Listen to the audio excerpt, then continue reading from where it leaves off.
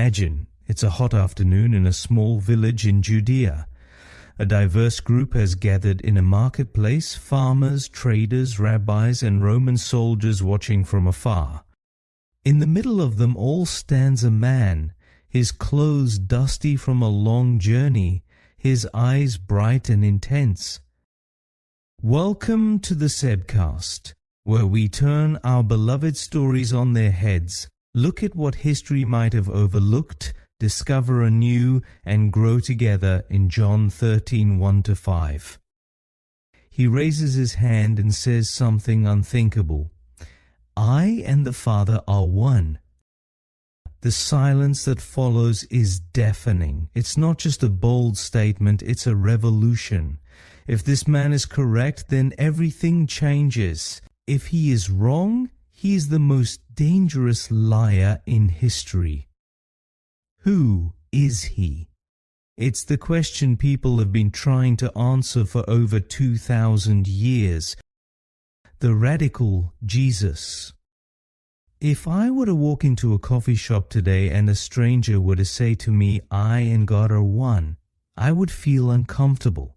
Perhaps I would step back and wonder if he is serious, a bit eccentric, or perhaps on the spectrum. But when Jesus said it, some people followed him while others wanted to kill him. Why? Jesus was not just an inspiring moral teacher. He was not a philosopher who gave a few wise words. He did not just come to make people a bit kinder.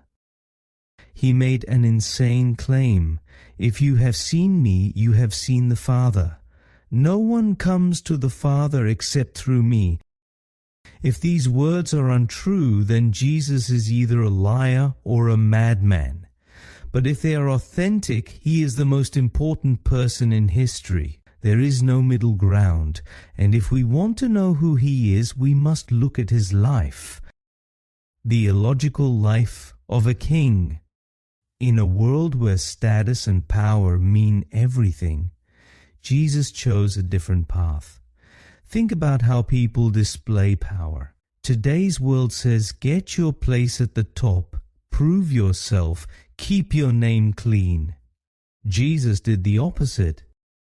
He ate with people rejected by society. He touched lepers, something that would make him, according to Jewish law, unclean. He chose a fisherman and a tax collector as his disciples, not priests or scribes.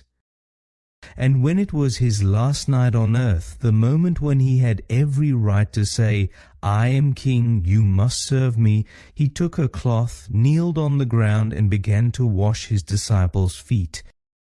Even Judas's, even Peter's, the man who would deny him in a few hours. Why? Because Jesus turned everything upside down. He is the Almighty who laid down his power to serve. He is the highest who took the lowest place. He is the King who traded his crown for a cross.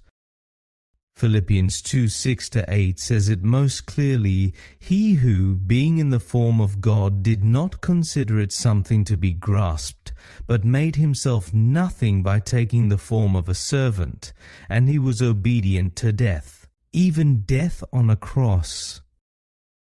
It's a story no human could invent, a God who gave himself for people who didn't even understand him. Who does that? Who chooses a cross over a throne? Who chooses to be rejected by the world he created? It doesn't make sense, and yet it is the heart of the gospel. Maybe our big question is wrong. Perhaps the question is not just, who is he? Maybe the real question is, what will you do with him? You can't ignore him. His claims are too outstanding. You can reject him, as many have done, or follow him.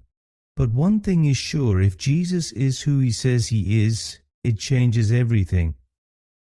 Who is he? The one who came to turn the world upside down, the one who chose to be the least, the one who laid down his crown so you could receive his grace. And maybe that's the real secret to understanding Jesus. It's not enough to hear his words. You must look at what he did, because if you get it, you will never be the same again. We are being sent in love. Until tomorrow, take care.